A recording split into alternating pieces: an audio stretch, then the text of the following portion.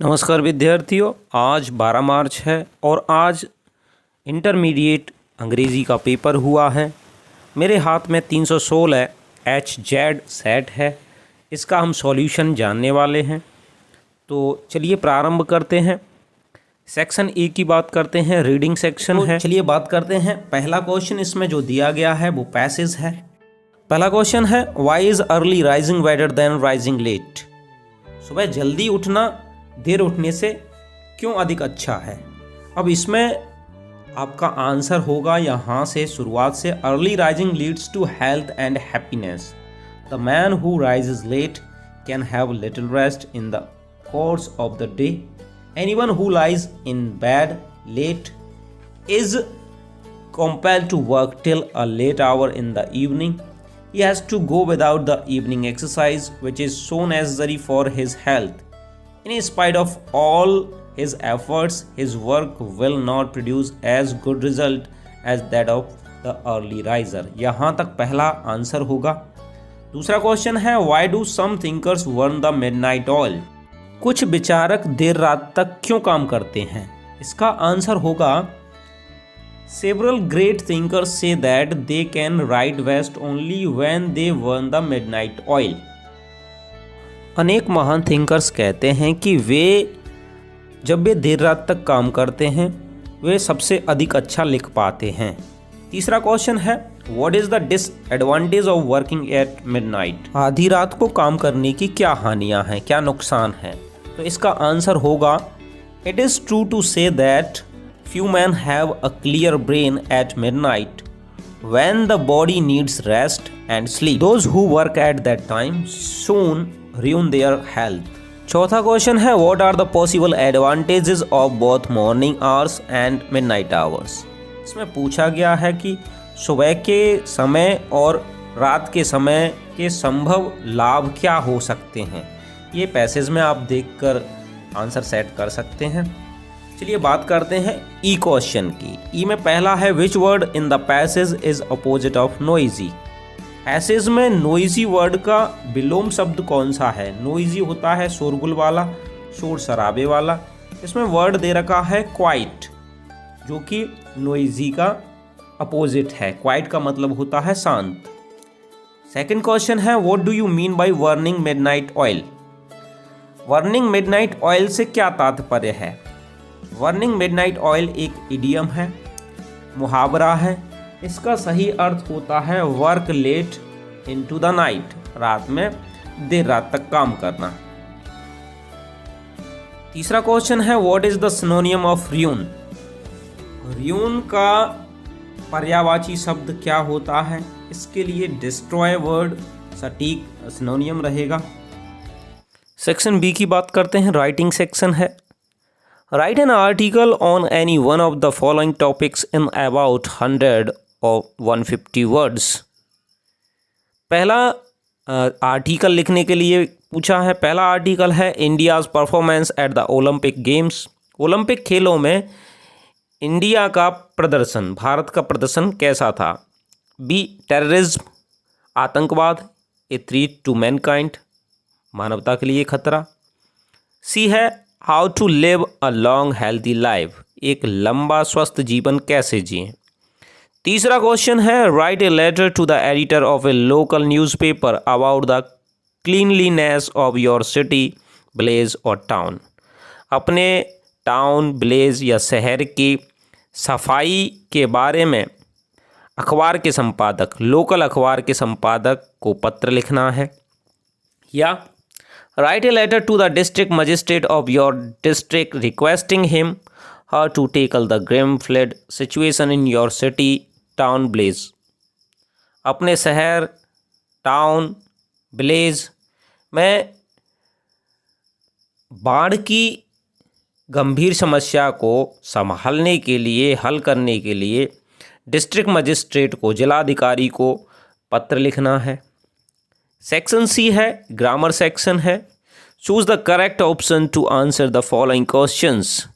ए दिया गया है, वन वर्ड सब्सटीट्यूशन पूछा गया है। That which can not be corrected is called, जिसे ठीक ना किया जा सकता हो उसे क्या कहा जाता है। इसके लिए सही वर्ड है चौथा ऑप्शन करेक्ट रहेगा, इनकरीजिबल असुधार्य, जिसे सुधारा ना जा सके। बी की बात करते हैं, the phrase a Bon of contention means, A Bon of contention का अर्थ क्या होता है? तो इसके लिए सही ऑप्शन है थर्ड, रीजन ऑफ क्वारल, झगड़े का कारण, झगड़े की जड़। सी क्वेश्चन है, the सिनोनियम of Frank is, Frank का सिनोनियम क्या है, पर्यायवाची क्या है? इसके लिए सही वर्ड है, सही आंसर है कैंडिड। चौथा आंसर इसमें करेक्ट रहेगा। फ्रैंक का अर्थ होता है स्पष्ट, स्पष्टवादी। डी क्वेश्चन है, the antonym of ancient is, ancient का एंटोनियम क्या है, ब्लोम शब्द क्या है? तो मॉडर्न रहेगा। एंशियंट प्राचीन होता है, मॉडर्न आधुनिक होता है। ई क्वेश्चन की बात करते हैं, always speak a truth, which word in the sentence is an error, इस वाक्य में कौन सा वर्ड एक गलती है, मिस्टेक है? तो इसके लिए सही ऑप्शन थर्ड रहेगा ए, क्योंकि स्पीक द ट्रुथ फ्रेज होता है कंप्लीट, स्पीक ए ट्रुथ नहीं होता, टेल ए लाई होता है। जैसे टेल द लाई नहीं होता, वैसे ही स्पीक ए ट्रुथ नहीं होता, स्पीक द ट्रुथ होता है। पांचवा क्वेश्चन है, change any one of the following into indirect narration, किसी एक को इनडायरेक्ट में बदलना है। He said to me I shall help you today, तो इसका इनडायरेक्ट होगा, he told me that he would help me that day. Would के स्थान पे शुड भी हम यूज कर सकते हैं। दूसरा है, he said to his friend good morning how are you, तो इसका इनडायरेक्ट होगा, he wished his friend good morning and asked how he was. B question की बात करते हैं, combine any one of the following as directed, इनको synthesis दे रखा है, कंबाइंड करना है। He was so tired he could not run, simple sentence बनाना है, तो इसके लिए सिंपल सेंटेंस होगा, he was too tired to run, वह इतना थका हुआ था कि वह दौड़ नहीं सकता था। एक ही फाइनाइट वर्ब रखनी है, क्योंकि सिंपल सेंटेंस की पहचान यही होती है। दूसरे की बात करते हैं, the thief was punished, the thief was fined, compound sentence बनाना है और चीज़ें जोड़ी जा रही हैं, इसलिए इसे कंपाउंड में हम ऐड करने के लिए एंड का प्रयोग कर सकते हैं। The thief was punished and find. दूसरा तरीका भी हो सकता है, दूसरे तरीके से हम एज वेल एज यूज़ कर सकते हैं, नॉट ओनली यूज़ कर सकते हैं। The thief was not only punished but also find, चोर को न केवल सजा दी गई बल्कि उस पर जुर्माना भी लगाया गया। सी क्वेश्चन है, transform any one of the following as directed. पहला क्वेश्चन है, Nainital is not so hot as Agra, इसको कंपैरेटिव डिग्री में ट्रांसफॉर्म करना है, तो उसके लिए कंपैरेटिव डिग्री होगी, Agra is hotter than Nainital, Nainital उतना गर्म नहीं है जितना कि आगरा। तो हमें इसका अर्थ नहीं बदलना है, केवल रूप बदलना है, रूप परिवर्तन करना है। तो Agra is hotter than Nainital, Agra Nainital से अधिक गर्म है। दूसरा दे रखा है, their glory can never fade, उनकी शान कभी समाप्त नहीं हो सकती है, इसको इंट्रोगेटिव में ट्रांसफॉर्म करना है। तो हम इसको दो तीन तरीके से ट्रांसफॉर्म कर सकते हैं। When can their glory fade, या how can their glory fade, या फिर can their glory ever fade. How से हम बना सकते हैं, व्हेन से बना सकते हैं, या फिर इंट्रोगेटिव में एवर का यूज़ करके हम इसको इंट्रोगेटिव में ट्रांसफॉर्म कर सकते हैं। डी की बात करते हैं, correct any one of the following sentences, इसमें से किसी एक को करेक्ट करना है, ये गलत दे रखे हैं।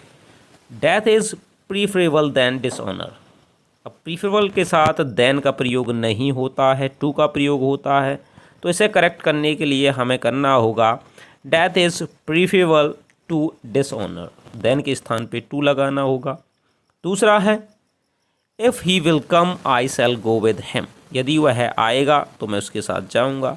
अब यहाँ पे जो सबऑर्डिनेट क्लॉज है, अगर ऐसी स्थिति होती है कि दो कार्य भविष्य में होने हैं तो सबऑर्डिनेट क्लॉज प्रेजेंट इंडेफिनेट में होता है, प्रेजेंट में होता है।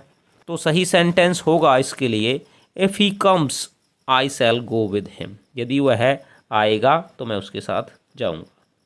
ई क्वेश्चन की बात करते हैं। Use any one of the following pairs of words in your own sentences to make the difference in their meanings clear. ये होमोफोन्स दे रखे हैं, दोनों का सिमिलर प्रोनाउंसिएशन होता है, लेकिन दोनों की स्पेलिंग्स और मीनिंग अलग अलग होते हैं। एम्पायर का अर्थ होता है साम्राज्य। इसके लिए हमें एक सेंटेंस बनाना होगा। सेंटेंस होगा he was the member of British empire, वह अंग्रेजी साम्राज्य का सदस्य था। अंपायर होता है निर्णायक, तो इसके लिए हमें एक सेंटेंस बनाना होगा। The umpire declared him out, umpire ने उसे आउट घोषित कर दिया। दूसरा पेयर दे रखा है चेक और चेक। चेक होता है रोकना या जांचना, दूसरा होता है बैंक का चेक। तो दोनों के लिए हम एक चेक के लिए हम एक सेंटेंस बनाते हैं। The teacher checked our notebooks. दूसरे के लिए होगा he gave me a blank cheque of 10,000 rupees. पांचवा क्वेश्चन है ट्रांसलेट करने के लिए पैसेज दे रखा है, अंग्रेजी में इसको ट्रांसलेट करना है। चाय का उत्पादन सर्वप्रथम चीन में हुआ था। T was first produced in China. प्रारंभ में इसका प्रयोग दवा के रूप में किया गया। Initially it was used as a medicine, किंतु बाद में यह सर्वाधिक प्रिय पेय बन गया। But later it became the most loved drink. अब यह अधिकांशतः भारत और श्रीलंका में पैदा होती है। Now it is mostly produced in India and Sri Lanka. अब तो संपूर्ण संसार में चाय पीने की आदत हो गई है। Now drinking tea has become a habit in the whole world. कठिन परिश्रम के बाद एक प्याली चाय ताजगी देती है। A cup of tea refreshes after hard work. Section D की बात करते हैं। लिटरेचर का सेक्शन दे रखा है। Answer the following questions in about 40 words each. 40 शब्दों में प्रत्येक किसी एक का उत्तर देना है। एक क्वेश्चन है what is the reason that made M Hamel declare that the lesson which was going to teach on that fitful day was to be the last lesson.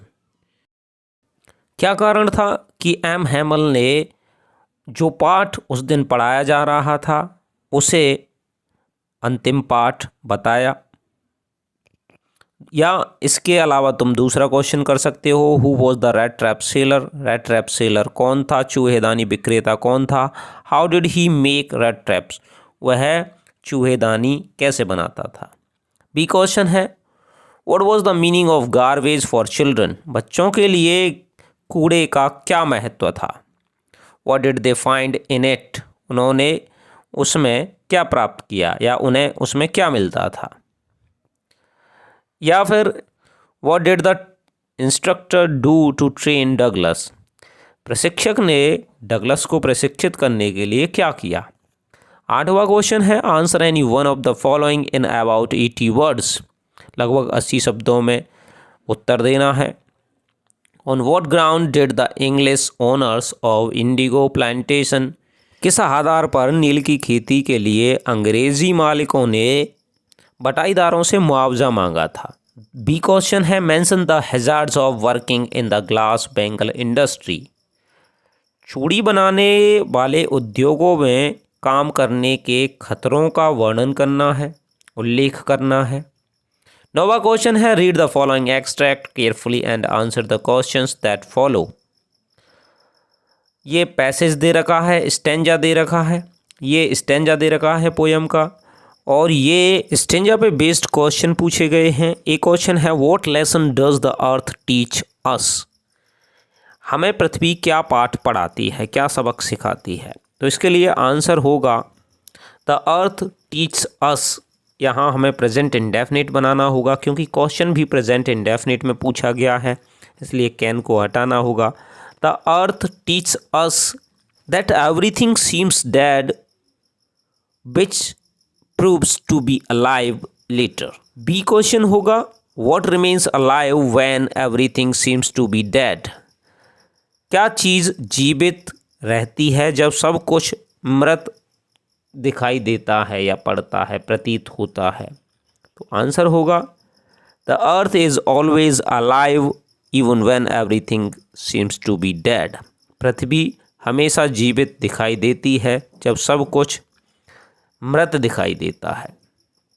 C question है what does the poet asks us to do. कवि हमसे क्या करने के लिए कहता है?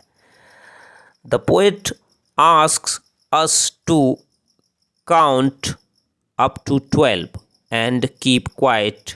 कवि हमसे 12 तक गिनती गिनने और शांत रहने के लिए कहता है। 10वां क्वेश्चन है write the central idea of any one of the following poems. किसी एक कविता पे सेंट्रल आइडिया लिखना है। A thing of beauty, aunt Jennifer's tigers, my mother at 66। 11वां क्वेश्चन है answer the following questions in about 40 words each.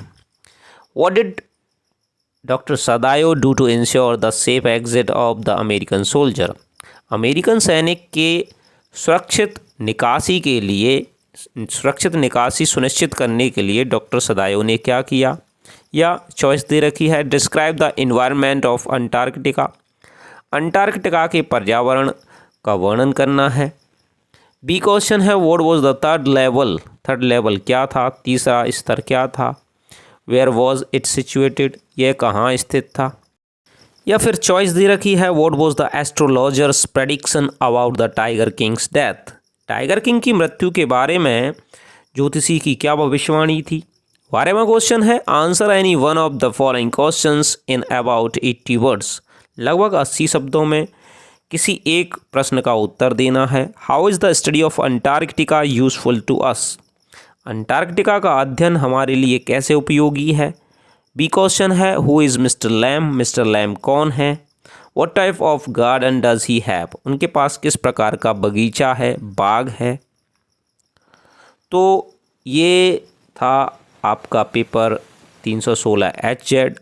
यदि आप अंग्रेज़ी के छात्र हैं तो कृपया इस चैनल से अवश्य जुड़ें। मैं आपको भरोसा दिलाता हूँ मैं आपको बेहतर अंग्रेज़ी पढ़ाऊँगा, अच्छे तरीके से पढ़ाऊँगा।